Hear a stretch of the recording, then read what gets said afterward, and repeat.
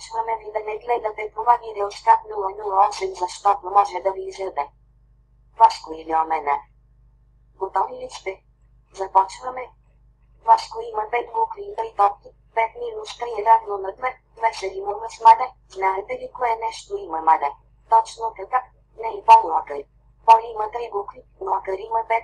5 минус 3 е равно на 2. Съвпадение? Не мисля. Вашко се димува с проско и веднага го свързваме с прасе. Знаете ли какво яде прасето? Точно така. Всичко, включително и картофи. А знаете ли какво се прави от картофите? Точно така. Чипс. А знаете ли от чипса какво се прави? Да. Дорито.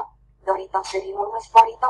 Боритото има маруля. Марулята е зелена. Триъгълникът на или Омена и също е зелен. Вашко или Омена. Ответено. Good bye, motherfucker!